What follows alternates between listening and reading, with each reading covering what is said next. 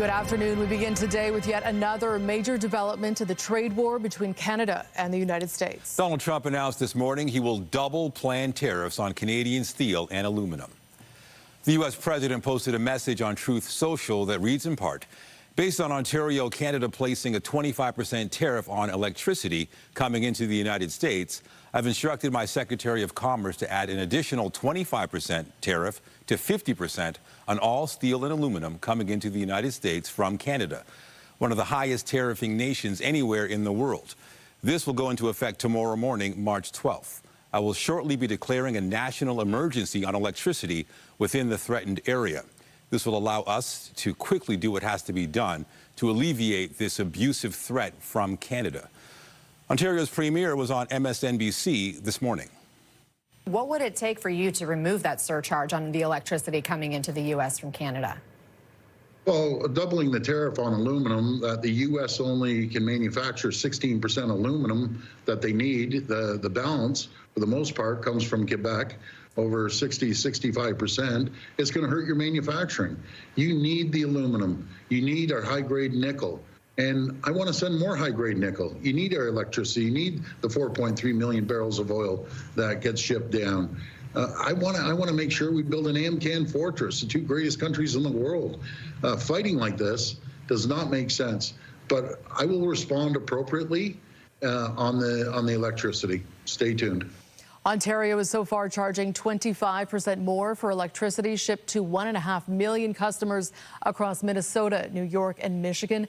And Doug Ford has said he will not hesitate to cut off power supplies to the United States if need be. He also insists he will not back down until all of Trump's tariffs are removed for good. We spoke to the premier this morning as he arrived at Queen's Park. The stock markets are tumbling. It's affecting Americans, and it will affect Canadians as well. People are going to be losing their jobs in the U.S., and he has to stop the tariffs because we will be relentless, Ontario, and we will not stop until he drops the tariffs.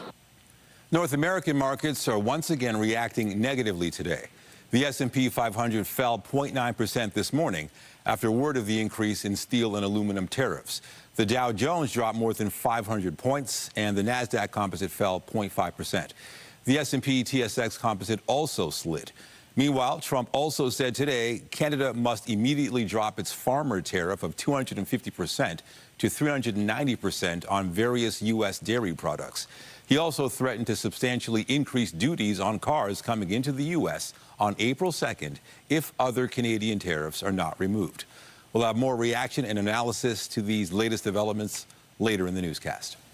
But first, we turn now to a breaking and developing story in Brampton. A woman has died after she was stabbed inside an apartment building. CTV's John Musselman is live at the scene near Kennedy and Steeles. John. Hi, Nathan. Yes, this is an active investigation. Peel police are on the scene. They've also set up a command center. We'll show you some video here. Police were called to this building near Kennedy and Steeles around 8:40 this morning. The reports are they entered a 12th floor unit and found a woman critically injured. She was rushed to a trauma center, but she did not survive. Now, a man inside that unit has been taken into custody. We are also told that there was a child possibly inside the unit as well when this happened. We don't have a lot of information on the relationship between the victim and the person who is now in custody. Police are just starting their investigation here at the building. The command center is at the back. They're starting to canvass some of the neighbors to get some information here. We'll try to find out more about this situation, but for now, all we know, a woman who lived in this building on the 12th floor is dead and a man is in custody. I'll report it live. I'll send it back to you. Okay, thank you, John. Also in Brampton, a house has been destroyed by fire. The intense blaze broke out early this morning. Video shared by a neighbor shows massive flames engulfing the home on Wainwright Drive near McLaughlin Road and Mayfield Road around 3:30 this morning. Peel paramedics say no injuries have been reported. And security camera footage from a neighboring home shows the moment there was an explosion at the house that caught fire. Neighbors say that it appeared that no one had been living in the home. There was a big blast, it was shaken. That's it. Then my son came, he said, no, there is a fire there. That's it. So you were sleeping when this blast happened? Yeah, around 3:15, yes. There was a big blast. We were shaken, the bed almost shook. Jeez. Yeah. And then did you come outside to have a look? No, my son came, he said, there's a fire. Then he called 911. There is no word yet on what caused the explosion and if the blast is what started the fire or the other way around. Officials with the Office of the Fire Marshal have been called in to investigate. There's a tragic update in a fire that ripped through downtown Bowmanville last night. Officials say a body has been recovered. The blaze broke out Thursday around midnight on King Street and involved multiple buildings with businesses on the ground floor and apartments above. Crews arrived to find flames and smoke coming out of the roof. The Ontario Fire Marshal says it has recovered the body of a person inside a building where the fire occurred. Investigators are working to determine their identity. In Etobicoke, crews responded to a fire at a scrap yard last night. Police and fire crews were called to the scene shortly after 7:40 p.m. in the area of Rexdale Boulevard and Highway 27. No one was injured in the blaze. The cause of the fire is not yet known. And a major backup on the King Street streetcar line downtown is now cleared. Service resumed between York and the Distillery Loop late this morning. The TTC says loose overhead hydro wires were the problem. The 503 cars, as well as the 504A and 504B, were affected. Still to come this noon hour, marking a sad and somber day on the calendar. It has been exactly 5 years since COVID-19 was declared a pandemic. How the day is being remembered, coming up. We have more news in a moment, but first here's a live look at the city this afternoon. Another bright sunny day. We're also in the double digits. A great time to be outside enjoying the spring-like conditions, especially if you're on March break. But a change is coming. Lindsay Morrison is out enjoying the outdoors, and she joins us live from Courtright Center for Conservation with a look at the current conditions. Lindsay. Well, Nathan, I have another great assignment today, or should I say a sweet assignment. We are learning all about maple syrup. Of course, it is the Maple Syrup Festival here at the Courtright Center. This is a demonstration of what early European settlers would be doing to make maple syrup here locally. And there are all kinds of families out here enjoying the sights and the smells. Hey, you guys having fun? Everyone say hi. I think they're having a good March break. Look at this maple syrup lollipop. That looks pretty tasty. And the weather today, absolutely stellar, if I do say so myself. Let's take a look at our current conditions. Temperature-wise, we are already in the double digits. We've already reached our forecast daytime high of 12. And as you can see, it's already 14 degrees in Niagara Falls. Now, the winds today are a little bit of part of the weather story. They're coming out of the west right now, not overly strong, but a little bit later on today, we're going to be tapping into more of a northwesterly wind, and that is going to contribute to our cool down. All is pretty quiet right now on the satellite and radar, although you might be able to make out that cold front that's coming, bringing a little bit of rain to parts of Muskoka and a little bit of light snow to the Owen Sound area. Here's today at a glance. Maybe you too are hoping to come out and enjoy some maple syrup making, the Maple Syrup Festival here at the Courtright Center. We're going to be checking it out a little bit later throughout the hour, but let me show you this sap bucket. I'm happy to show you, Natalie and Nathan, that the sap is flowing, even with all this warm weather that we've been enjoying. Yeah, here it comes. Stay with us. We have a full look at your weather forecast ahead here a little later on the program, but for now, I'll send it back inside to you. Just amazing how that works. Thanks, Lindsay. We turn to the anniversary of a day many of us will likely never forget. It has been 5 years since the COVID-19 outbreak. COVID-19 can be characterized as a pandemic. March 11th, 2020. That was the day the spread of COVID-19 was declared a pandemic by the World Health Organization. Half a decade ago, and so much has changed since that day. It led to lockdowns, a massive vaccine rollout, and countless lives lost. CTV's health reporter Pauline Chan joins us live with the details on how this day is being remembered. Pauline. Well, hi, Natalie. I'm here at Orchard Villa Retirement Community in Pickering, and there are still some signs just outside the building, reminders of what this long-term care center went through during the pandemic. Signs saying thank you to dedicated healthcare workers.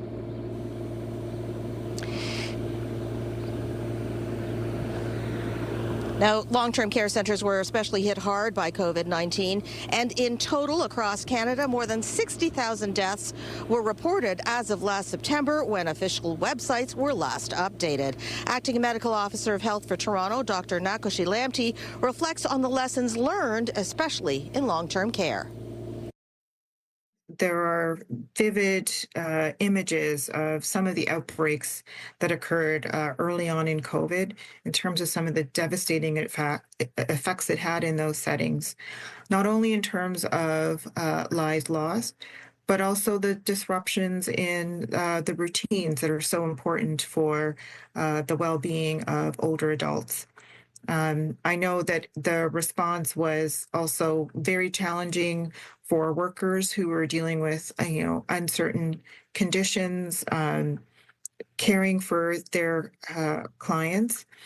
And so there is a legacy in terms of what we can take away from that response to help protect the well-being of older adults. The biggie for me was the spring of 2021. And this is where the healthcare system was in dire straits. This was when we were really running out of intensive care unit capacity across the province. And, it was just, you saw everyone come together as a healthcare system, as a healthcare team, and really cooperate. And as we mark the 5th anniversary of the pandemic, the advice remains: be vigilant. I'm Pauline Shannon-Pickering. Let's go back to Nathan and Natalie. Thank you, Pauline. We want to return to our top story. News that U.S. President Donald Trump is doubling tomorrow's tariffs on Canadian steel and aluminum to 50%. CTV's Scott Hurst is following this story, and Scott, Trump is responding to counter-tariff measures from Canada. How is this now affecting the trade war? Nathan, this is a significant escalation in the trade war as we're seeing the U.S. president respond to the latest volley from Ontario Premier Doug Ford in this ongoing trade war as it continues to intensify. And as you said, the U.S. president not just doubling down, but doubling the threat of tariffs on steel and aluminum, already expected for 25% tariffs to be imposed tomorrow on those products. The U.S. president now saying he's instructing his Commerce Secretary to bump those tariffs up to 50%, as this is in response to the latest retaliation from Ontario Premier Doug Ford, slapping a 25% surcharge on all electricity exports to the United States. Now, we've come to expect from the U.S. president that trade policy and U.S. policy could change at a moment's notice and can change with a single social media post, as we're seeing this morning several posts from the U.S. president reacting to the latest retaliation from Canada, from the province of Ontario. We got reaction soon after that from those in the steel and aluminum industry on the impact of now 50% tariffs, and what could that mean for the industry? Here's what they had to say. It's petty, obviously. We're being played with by somebody who's driven by retribution, and at a time when, I just came from Washington, D.C. last week.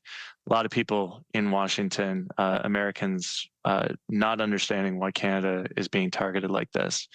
And this is just further proof. There's nothing rational about this. It's about something else. So, Nathan, a lot of uncertainty as this industry now prepares for upwards of 50% tariffs to be imposed on products as early as tomorrow. And, of course, these are not tied to the 25% sweeping tariffs, where Canada and Mexico did get that 1-month reprieve. As we've heard from the Trump administration, these tariffs could ultimately be stacked on top of each other. So it could pose a whole lot of economic pain on these industries and many more across Canada and the United States, Nathan. Well, with that, we saw the markets plunge yesterday. How are they doing so far today, Scott? Nathan, on reaction to the news of Trump threatening even more tariffs, the markets are still in the red once again today. The Dow Jones, again, down several hundred points after that significant sell-off yesterday, where the Dow Jones lost nearly 900 points. And so the markets are reacting to all the uncertainty, as we did hear from the U.S. president over the weekend, that he's not ruling out a potential recession in the United States. When it comes to the impact on the economy of these tariffs, Trump said there could be a transition period, saying it could take a little time. And of course, markets not a huge fan of uncertainty, so we're seeing them react negatively so far to the threat of tariffs on Canada and other nations, Nathan. All right, CTV's Scott Hurst with the very latest on the trade war. Thank you. Thanks, Nathan. And the trade war with the U.S. is the first challenge for the new Liberal leader. It is unclear when Mark Carney will be sworn in as Prime Minister, but he is promising a seamless and quick transition. There is tremendous energy in the Liberal caucus. This is a united party with full of energy to serve Canadians. Carney had a lengthy meeting with Justin Trudeau on his first full day as Prime Minister designate. He's named former Liberal MP Marco Mendicino as his chief of staff. Carney won the leadership Sunday night with nearly 86% of the vote. High-stakes talks between senior officials from Ukraine and the United States have opened in Saudi Arabia. They're looking for ways to end Russia's war on Ukraine, which has dragged on for more than 3 years. No more than Ukrainians want a peace, and Ukraine ready to go for this goal. The top aide to Ukrainian President Volodymyr Zelensky says American security guarantees are very important, but for now is necessary to discuss how to start the process for peace. America's top diplomat, Marco Rubio, is also involved in the talks. Back here at home, the big melt is underway along the Toronto harbor. It is revealing a winter's worth of garbage from Lake Ontario. CTV's Scott Lightfoot has more on the team tasked with trapping all that trash. On a sunny, spring-like day, people flock to Toronto's waterfront. But as the ice slowly recedes, a winter's worth of garbage reveals itself. A lot of the litter that escapes into our harbor and into our Don River stays in our harbor. For the 5th straight year, a trash collection strategy will again be deployed in the waters along the waterfront, including trash traps, essentially floating garbage receptacles. They sit on the surface of the water and they move up and down. The water is then filtered through this mesh fabric, and it's such that it can actually capture items that are as small as 2 millimeters. As well as 2 waste sharks, aquatic drones that scoop trash from the water. Last year, these tools helped to remove more than 640 kilograms of garbage from the lake. And the goal is really to use these trash trapping devices to see what we could pull from the lake and what we could learn from the debris that we were collecting. What researchers have learned is just how much trash is in the water. Things like cigarette butts, plastic bottles, food wrappers, straws, even construction materials.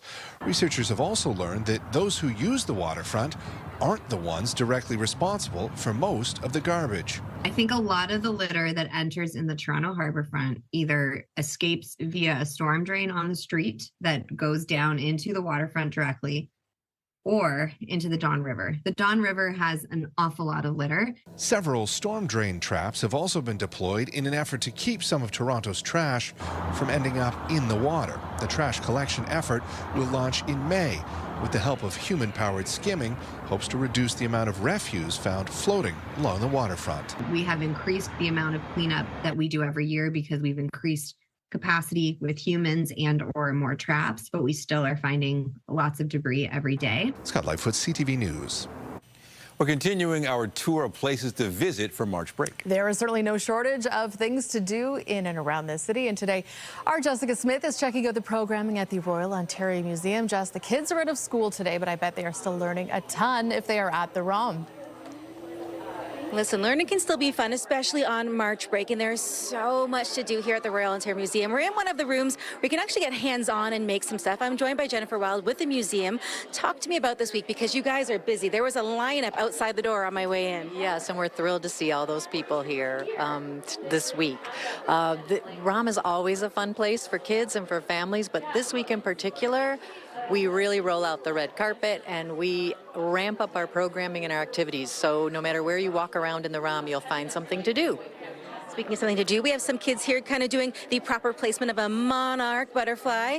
Really, really cool. Why was it important to also have that hands-on element? Because yes, you can walk through and see some really, really cool things, but this is really unique. Yes, exactly. So this allows kids to do something when they're in the museum. Kids can look, yes, absolutely, but being able to take an activity, do an activity, helps them, first of all, have some fun, but also it makes the learning a little stickier when they've actually done something, when they've colored in a monarch butterfly. They're also learning about the migration path, and then adding something to a community sculpture where they put all their butterflies together. So it's about learning, it's about fun, something together as a community. This is obviously a special and very busy week, and you guys have a little kind of bit of a deal on for people We're all very conscious of making sure that we're able to afford things, but also get out and enjoy what our city has to offer. Yes, absolutely. So today through Thursday, we're offering a 20% discount on admission to help out families and encourage people to come on over to the ROM. You had me at discount. Now, you guys have a ton of new things always coming through the museum. What can people expect as we get through the rest of this weekend and towards, the rest of the spring? Yeah, sure. So we have our wonderful exhibition lineup, including of the year. That's an annual photography contest that is very popular and an annual tradition for a lot of people from the area to come and see. It's beautiful. We also have Nature in Brilliant Color, which is very popular with families because it looks at color as a language within the natural. So animals that are all, things that are all green, things that are yellow, things that are red, and you get to explore that and think about how do animals use that color as a communication tool. Well, Jennifer, thank you so much. We're going to send things back inside to Lindsay. She can talk about the outside. It's here, temperature-controlled room, but back inside to you. Hey, Jess. Yes, we are live here at the Courtright Centre. We're learning all about maple syrup production. And if you look over here, you might be able to see some plastic tubing. Now, this is a more modern way of tapping the trees. That sap flows through those tubes and makes its way to the sap bucket. Now, you may be wondering about the ideal conditions for making maple syrup. Ideally, we would have overnight lows around -5 degrees and daytime temperatures around +5. Of course, it has been warmer than that today, but we are going to slip back below freezing tonight. We are just outside of the Sugar Shack here. We're going to go inside and check out how that maple syrup gets made. Coming up here on CTV News at noon.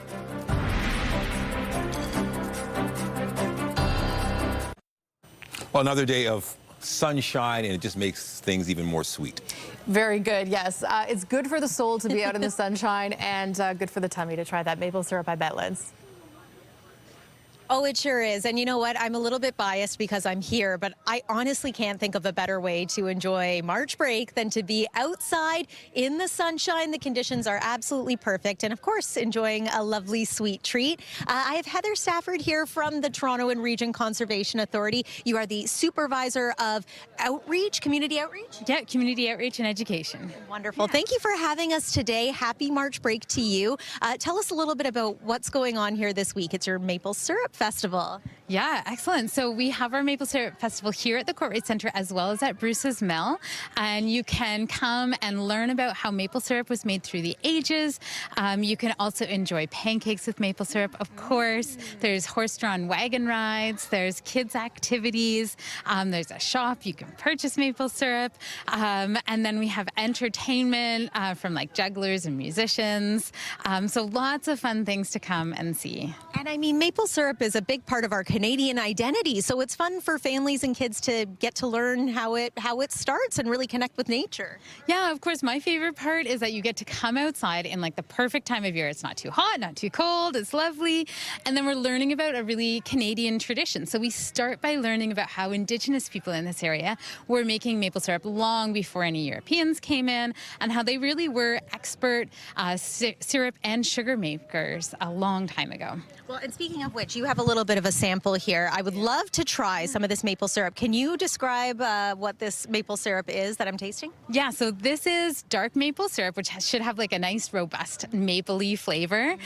It's what a lot of people like to use for cooking. I personally love it on my pancakes, and it's such a nice maple syrup. I actually love it on its own. It is that good. Thank you so much, Heather. And of course, maple syrup producing is very weather dependent, or, to get the sap flowing, we need certain types of weather conditions. Can you tell us a bit about that? Yeah, so it really only happens at this time of year in the spring. So we need temperatures that are below freezing at night and then above freezing during the day. And so I like to say it's when the puddles are frozen at night and they thaw during the day. That's the perfect time. And that's when the sap is going to be running up from the roots. It's been stored there all winter and running up to the branches and causing the buds to burst. And once we have leaves on the trees, then the sap no longer tastes any good because there's minerals going up and down through it, and it sort of tastes a little bit off. So now is the perfect time. Well, I can tell you this tastes awesome. Nothing tasting off about this finished product. And we are going to check out a little bit more about how this gets made, but we have to talk about the weather too. We'll begin by letting you know that weather is brought to you by the Pressler Law Firm Injury Lawyers. You don't pay unless they win. Now, temperature-wise out here right now, it is just gorgeous. 12 degrees in Toronto, 15 in Windsor. But look at northern parts of Ontario. It is still very much winter. Temperatures there in the minus double digits, minus 13 degrees in Timmins, minus 16 this hour in Moosonee.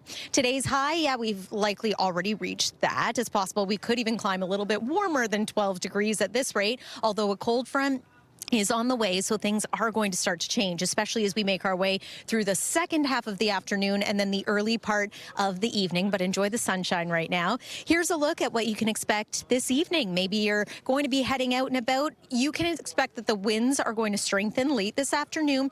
They'll be calmer tomorrow, but they are going to be coming from a bit more of an easterly direction, so that will change things a little bit as well. Here's a look at what you can expect into tonight. Maybe you're heading out for an evening stroll. Maybe you want to go for a skate. Temperature around 6 degrees by 6 p.m. Still above freezing through this evening, but it's overnight tonight that temperature is expected to drop below the freezing mark, and we'll likely feel that into tomorrow. Minus 4 degrees for the low. That's again normal for this time of year. Clear skies, and again, winds easing, but definitely coming out of the northwest and feeling a little bit chilly. As for the active weather, not much of it in store for the next little bit here. We do have that cold front that's sinking south. With it, some areas could get a few flurries, maybe a passing shower, but anticipating, if anything, we will get some cloud here in the GTA. Otherwise, it should be dry. Here's your forecast radar. We'll set it in motion so you can see not much happening really over the next couple of days here. Tomorrow, our cool day of the week, is also a bit cloudy, but then Thursday we're back into some sun. Friday we're back into some warmer temperatures too. Let's take a look at that 7-day forecast. So 8 degrees on Thursday, 13 again, back into the double digits for Friday. The weekend could bring us some of the warmest weather of the week, but it does also come with some active weather. It is going to be rainy, especially Saturday night and into the day on Sunday. So that's the active part of the 7-day forecast. Coming up, I'm going to take you inside the Sugar Shack. We'll do a little demonstration of how that maple syrup is made. But for now, Nathan and Natalie, I'll send it back inside to you. All right, looking forward to it. Thank you, Lindsay. Well, still to come is Fraud Prevention Month, and an old scam is making the rounds again. It's the pet adoption scam. Victims see pets online they want to adopt, but after they send money, the dog or cat never arrives. One man's word of warning after the break.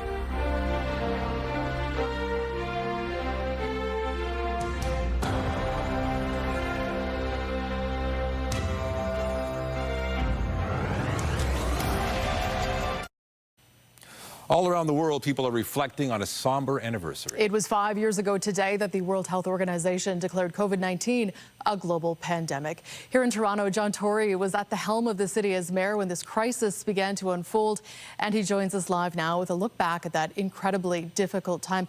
John, thank you for joining us. Take us back to this time 5 years ago. Set the scene on what was going on at Toronto City Hall as fears and uncertainty were mounting. Well, it was very interesting because 5 years ago tomorrow, there were only 59 cases of COVID in the entire province of Ontario. And Toronto had its first case in January, and there were sporadic cases happening subsequent to that. But we were receiving, very educated, informed as best one could be, warnings from our medical officer of health, Dr. Davila, who did such an excellent job. Together with Chief Pegg and Councillor Cressy, we, formed the core of a great leadership team, that if we did nothing, that it was entirely possible that 15,000 people could die in the city of Toronto. And that certainly gets your attention when you, as I believe my job when I was mayor was to protect life and to save life above and beyond anything else. And so we began to sort of look at this, and with the worldwide declaration of a pandemic only told us something was coming, and Dr. Davila confirmed that something was coming. And indeed, by June, just a few months later, 1,000 people had already died in the province of Ontario. So that's how fast this came upon us. But we knew so little. You remember we taped off playgrounds because we thought that if you touched a piece of playground equipment or a faucet in a bathroom, you might get COVID. And of course, we learned a lot more later, the world did, about this unknown. So we were spending a lot of time trying to be calm, deliberative, trying to take measures that we thought were the right ones at the time. And that's what we did throughout the entirety of the thing, which of course was expected to last a few weeks and lasted a couple of years. At what point did it become very real or apparent to you personally that the city was going to be faced with an unprecedented crisis? Was it when COVID cases started to appear in Canada, or that case in Toronto that you mentioned, or did you know before that point that it would be inevitable? Well, it was both. I think as the reality set in that there were many more cases happening in Europe and other places in the world, Iran, where people would then travel to Toronto and it would spread here to others. And then the number of cases here started to mushroom. And so that's why we declared an emergency situation here in March, shortly after the 5-year anniversary that we're marking today, and started to take steps. And, people second guess those now. But in the end, 4,000 people did die in the city of Toronto alone. That's the really bad and tragic news for a lot of families. Many other people were affected by it in many different ways. But the other reality is that Toronto, as a result of the measures that were taken in concert with the other governments, established one of the best records in the world of minimizing death and maximizing vaccination, which turned out in the end to be the key was vaccination, with all the other measures with masks and people staying home and all the rest. The best weapon we had in the end turned out to be vaccination. And in addition to the obvious health and safety issues at play, needless to say, there were serious economic impacts on the city as well. How concerned were you about the effects of lockdowns and ultimately the complete standstill that the city was faced with? Oh, the whole thing was a nightmare, to be honest. I mean, you knew not only were people's health and well-being at stake in terms of people losing their lives and a lot of seniors in long-term care and so on, but you knew that any measure that was imposed, placed a terrible hardship on business, which again related to the well-being and livelihood of people who lived in the city of Toronto. And so these were very difficult and very lonely decisions, quite frankly, but you had to make them on the best basis that you could, remain calm and remain deliberative about it, and use the best information you had, which of course changed from day to day. And so, all of us sitting there, whether it was the Premier or any of us that worked well together, were very mindful of the fact that any measure you undertook to try and stop the spread of COVID and to try and stop people from dying were measures that had other impacts. And so, and I just want to say, by the way, while we're chatting, I'm so grateful to all the people, because we never really had a chance to thank them because nobody talks about this anymore, to thank the healthcare workers, the transit workers who kept the trains running, all the civic employees who, did all the things they had to do, and really just people who worked in grocery stores and had to go to work every day. But the economic cost was terrible, and the mental health cost for people like kids not at school with their friends and socializing as kids love to do. These were all consequences that you couldn't foresee entirely, but you knew it was problematic, but you did what you thought was right. That's all you could do. Well, you talk about the economic costs there. How has the city recovered economically? At this point, in your view, obviously there were some incredible pressures on the municipal budget as a result of the pandemic, and even the work from home phenomenon that resulted from COVID-19 has had major implications on the city's economy as well. Yeah, I would say even years later, the city hasn't fully recovered, and that's that's a function of a number of things. But I think that I'm one of those who believes that work from home is great and it provides flexibility, but you need to be sort of at the office to maximize the kind of learning that goes on and the career development that happens and so on. And that certainly hasn't recovered. That in turn means transit ridership hasn't completely recovered. That has a big financial cost on the city. But look, I think the things that are going on today with Mr. Trump and so on are more damaging than COVID was 5 years in the mirror, the rearview mirror, but it certainly extracted a huge price, and it takes you time to come back from that. And I have great faith, though, in the resilience of people in the city. They proved it during the time of the pandemic by getting vaccinated and by hanging in there, helping each other. They were unified in a way that we've not seen before in the city. And frankly, since then, I think the unity of the city has suffered. But I think during that time, people were pretty much all together in working and helping each other and trying to make sure we got through this as best we could. Well, you mentioned the Trump tariff war. With Toronto and the entire country facing economic threats of a very different kind right now, do the lessons learned from steering the city through the economic crisis created by the pandemic offer any sort of guidance or reassurance in what is shaping up to be another very uncertain economy? Well, yes, just that you have to take it day by day, and you have to be steady, and you have to be informed, and you have to try to make your decisions based on evidence, and that people shouldn't politicize it. I mean, we are always inclined to politicize and polarize things nowadays, and I think what you have to do is work together. All the governments have to work together, and I have great hopes that will happen during the tariff, things to come. I don't want to call it a war, because I hope it never gets to that. It's already a bit of certainly a serious skirmish. But, people just have to work together, and they have to avoid the polarization and the name calling and the finger pointing. We all have to be in this together as Torontonians and as Canadians, and that's always been true. but it's never more true than in a crisis, whether it's a pandemic or whether it's an unnecessary trade war started by somebody outside of this country. Okay, former Toronto Mayor John Tory, thank you for joining us. Thank you. We've got more now on our top story, the latest developments in the U.S. tariff war. Now, Donald Trump is reacting further to Ontario's decision to impose a 25% surcharge on electricity going into 3 American states. The U.S. president posted this on Truth Social, saying, "Why would our country allow another country to supply us with electricity, even for a small area? Who made these decisions and why?" And can you imagine Canada stooping so low as to use electricity that so affects the life of innocent people as a bargaining chip and threat? They will pay a financial price for this so big that it will be read about in history books for many years to come. Trump also said today he will double tariffs on Canadian aluminum and steel to 50% tomorrow. And these new tariffs threats come as Toronto's mayor is continuing her Shop Local, Buy Local campaign. It is in response to the ongoing trade war. Today, Olivia Chow was visiting a business in Scarborough, and our Beth McDonnell is there. She joins us live with the details. Beth. Yeah, Natalie, and these new extra 25% tariffs on steel and aluminum coming up in the discussion here today. Mayor Chow saying that Torontonians are feeling anxious. They are feeling the uncertainty. At the same time, she supports the provincial and federal governments, and Canada will never be the 51st state. She was here in Scarborough touring a manufacturing plant to support her push for people to buy Canadian and to buy local. The mayor had the chance to see the pumps at Armstrong Fluid Technology firsthand. It's a Canadian-owned and operated company that's been manufacturing water pumps since the 1940s and now does everything from heating and air conditioning to fire safety and residential water supply. This is a company watching what's happening with the tariffs very closely. The mayor says effective immediately, she has instructed the city manager to buy Canadian whenever possible for contracts under $350,000. And at the next council meeting, she says there will be a motion to bar U.S. companies from future city contracts. Canada will never be the 51st state, and we will stand together to support local business like Armstrong. And by shopping local, buying Canadian, and by the way, if you need a new HVAC system, here's a Canadian company. Shop local and be proud. The mayor is meeting with her economic action team again this week to finalize a response to these tariffs and says she will be unveiling that plan on Monday. Reporting live, I'm Beth McDonnell. Get Toronto's top stories, breaking news alerts, and watch live. Download the CTV News app.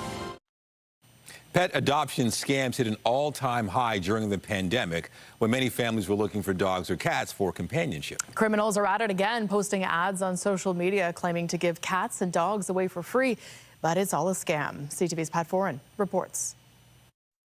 She kept my wife company. She would watch golf with me on Sundays. Casey Andre of Scarborough says it was a sad day last fall when he had to say goodbye to his beloved cat Gabby due to a serious illness. We had to put our cat down back in September, and my wife and I agreed that in January, in the new year, we would start looking for another cat. Andre says he recently saw an ad on Facebook that said kittens for rehoming and adoption. After he clicked on the link and filled out some information, he was sent a photo of a kitten. He agreed to adopt it and was sent a transfer of pet ownership. The cat would be free, but there was a $155 registration fee. After he paid that, he was told there was a $208 charge for vaccines. After that was paid, they wanted another $301 for delivery. Andre says at that point he refused to pay and knew it was a scam. I feel bad that I was taken. I'm sure it was very, heartbreaking for them to go through that. The Toronto Humane Society says when adopting an animal, you need to do your research and make sure you're dealing with a reputable source. Whether that is, a rescue or a Humane Society shelter, or there are rehoming platforms. To avoid pet scams, beware if pets are offered for free or a low price. Then there are requests for money for insurance, documents, shipping crates, vaccines, and veterinary charges. Also be cautious if they won't meet in person and all correspondence is online. The Ontario SPCA and Humane Society have animals for adoption. The fees are stated up front, and there is a lot of information about the pets. They're going to be able to tell you their history, their behavior, what their medical status is, have some health records, what they're like in the home, their personality. Andre says he's decided to adopt a cat using the Humane Society, but he wanted to share his story to warn others. I got taken for some money, but I want other people not to be scammed on Facebook. Pat Foran, CTV News. A lawsuit against social media platforms launched by more than a dozen school boards in Ontario can go ahead. 14 school boards, including the TDSB, are suing Meta, Snapchat, and TikTok for disrupting student learning and the education system. The social media giants put forward a motion to get the lawsuits dismissed, but a judge has decided to allow them to proceed. The school boards are seeking a $4.5 billion in damages. None of the allegations has been proven in court. Hundreds of school districts in the U.S. have filed similar suits. Now, before we go to break, let's check in with Lindsay outside on this sunny Tuesday. Well, Natalie, we've just moved inside to the Sugar Shack. It is still sunny outside, but we're having some fun checking out the next round of magic here at maple syrup making. Heather, this is the evaporator? That's right, yeah. So here we've got plastic tubing bringing the sap to us in the evaporator, and we're using a nice wood fire that's contained, no smokiness here, and we're evaporating away all the water. So we've got in the first part here, this looks just like the sap. So we're just starting to boil this stuff, and then so this is our evaporator, this is our finishing pan, and everybody needs to say ooh, ah when I do this one. Okay, ready? Ooh, ah. Yeah, that looks a little more like maple syrup to me. Yeah, that's right. So this is our finishing pans. This is where we're finishing off the maple syrup, and we're gonna get that tasty treat in the end. Okay, well, tasty treat sounds good to me, and we're gonna take one more look at your weather forecast after this break here on CTV News at noon. Thanks, guys. Say hi. The TTC will soon be the source of some loud noise in the East End. The transit agency is going to use sound cannons to keep seagulls away from the Leslie streetcar facility. Officials say the building's large green roof is an ideal environment for the birds and attracts up to 15,000 of them each year. It says it has tried several methods to keep the gulls away, but so far none have worked. The plan is to start using the sound cannons this week. In sports, the Maple Leafs were trying to avoid a fourth straight loss against Utah Hockey Club last night. It was a game that would be decided in a shootout. So it's on the stick of Mitch Marner. 10 of 33. One here for a win, and scores! Mitch Marner scored the winning goal to give Toronto a 4-3 win. The Leafs salvaged the win after blowing a 3-0 lead. The victory also snaps a 3-game losing streak for the Leafs. They'll be back in action Thursday when they host the Florida Panthers. That's the first time that's happened in franchise history. AJ! I can get to the iron. I can throw it down. And the Raptors were also in action looking for revenge in a rematch against the Washington Wizards. Brampton native AJ Lawson had a career night for the Raptors, becoming just the third Canadian in NBA history with a 30-plus point double-double off the bench. Toronto came off a loss Saturday against Washington. However, they would take this one 119-104. The team has the day off before returning to action tomorrow against the 76ers. All right, back to Lindsay outside with that sweet assignment. Lindsay. Nathan, Natalie, we've been going on quite a journey here to see how maple syrup is made. And Heather, now we have the finished product here. Now we have the finished product, a lovely bottle of maple syrup. And this is my favorite one. This is the dark maple syrup with a really nice flavor. I love it on my pancakes. It's great. I think that's the one I tried, right? Yeah. Okay, yeah. Great. I love that one too. That's a good one. And so it is amazing how this all begins with nature, our beautiful trees. Look at this amazing day that we're having out here. And then the different processes. This is something that families can come check out out for themselves this week and beyond. Tell us about the Maple Syrup Festival. Yes, you can check out information on our website, maplesyrupfest.com, and the festival is on during March break and then weekends until April 6th. So we're still going for a while. And of course, you can come out for lots of different activities, not only maple syrup making, but wagon rides, pancakes, activities, games, lots of fun stuff to see and do. And you've also got a little bit of evening programming happening. That's right, yeah. Starting Saturday, we are doing our Maple Syrup by Lamplight event. So you can come in the evenings on Fridays and Saturday evenings to enjoy all the same things, but at night. Well, that sounds fantastic, but I must say I'm really enjoying the daytime and these conditions. Let's take one more look at your weather forecast. And I'm happy to say for all the maple syrup producers that we are expecting a cooler night tonight, slipping back below freezing, which will be nice.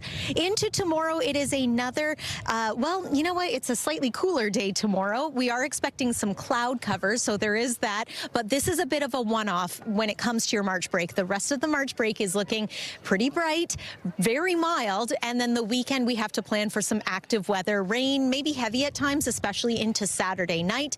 But we're not complaining about that today. It's lovely out here, nice breeze, beautiful sunshine. And Natalie and Nathan, I don't know if I can bring any of this maple syrup home for you. I'm going to try my best, but I guess I'll just enjoy a little bit more on your behalf. Is that okay? Cheers. You know, sharing is caring. There you go. You know where to find us, Liz. Good jig. All right, we'll see you soon. And that is CTV News at noon. Remember, you can get Toronto's breaking news all day long on CP24 and at ctvnewstoronto.ca. For Lindsay Morrison and all of us here, thank you for watching. I'm Natalie Johnson. And I'm Nathan Downer. Be sure to join us later for CTV News at 5 and 6. Have a great afternoon.